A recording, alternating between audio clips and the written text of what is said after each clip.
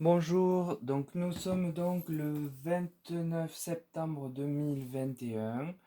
Je viens aborder aujourd'hui, suite au conseil de Stéphane de la chaîne de Christine Haas, euh, de faire un tirage, enfin plusieurs, sur les partis en lice et qui semblent avoir une opportunité de remporter l'élection. Donc là, je commence par le parti CDU que quitte Madame Merkel. Donc en posant la question au tarot de Marseille que vous avez en haut, puis à l'oracle des médiums et ensuite à l'oracle de la triade qui m'ont semblé être plus, euh, plus précis pour ce genre de questions. Donc en fait, le tirage du tarot de Marseille vient m'indiquer en première carte la maison Dieu.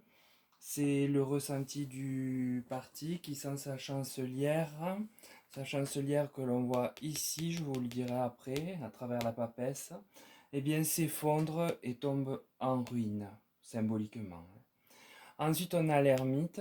Il est ici question de lenteur, de retour sur soi, de réflexion.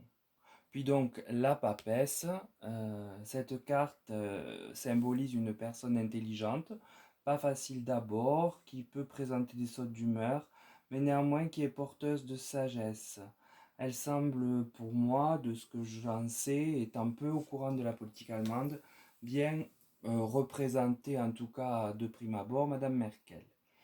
Donc pour conclure ce petit tirage du tarot, il me laisse présumer que le départ d'Angela Merkel de ce parti politique le laisse fragile, très fragile. Ses bases tremblent et il s'écroule peu à peu dans la symbolique du jeu, hein. Et cela n'est pas un tirage idéal, on peut le dire, loin de là même, pour remporter des élections. Ensuite, l'oracle des médiums. Donc, nous avons la cigogne. C'est une carte qui indique bien une mutation au sein du parti. Donc, la mutation peut correspondre au départ de Mme Merkel, mais aussi elle peut parler de responsabilités qui vont changer. En second, j'ai la fleur, ici même. Donc la fleur, je pense qu'elle parle ici aussi de la chancelière et des énergies qu'elle a su drainer au long de ses 4 mandats, dans le sens où en fait chaque mandat était un cycle floral.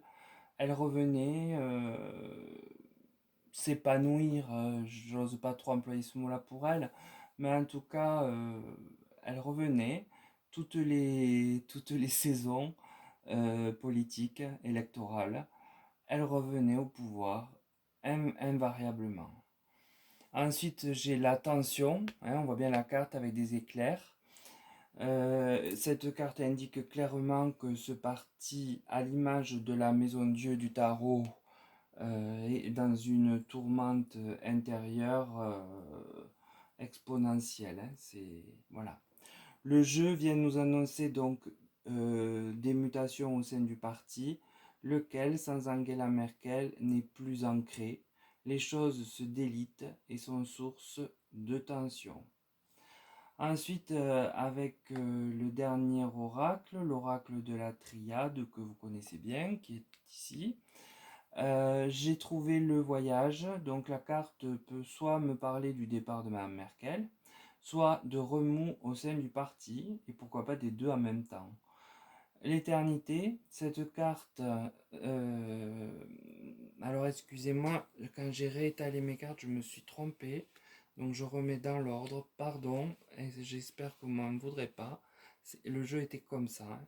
L'éternité, cette carte nous ramène sur le présent et dans la réalité des choses. L'éternité n'est pas de ce monde, on le sait, et là on en a la preuve avec le départ de la chancelière. Et enfin, on a la carte Nadir qui, ici encore, parle de chute et d'anéantissement. Donc pour conclure ce tirage, eh bien écoutez, il m'indique tout à fait que le départ d'Angela Merkel vient ébranler les bases de ce parti politique. Il est porteur désormais de lenteur et d'idées désuètes. En son sein vont se créer des tensions vraiment électriques. Il réalise simplement maintenant que Mme Merkel n'était pas éternelle et ils ne sont concrètement pas prêts à prendre la relève. Il semble que tout va partir à volo avant de s'effondrer symboliquement. Donc je ne les vois absolument pas et en aucune manière pouvoir remporter l'élection de cette fin d'année. Donc voilà pour le premier tirage. Je fais une petite vidéo pour le deuxième et ensuite on pourra comparer les deux tirages pour voir qui a le meilleur des deux. Mais déjà, j'en ai une petite idée.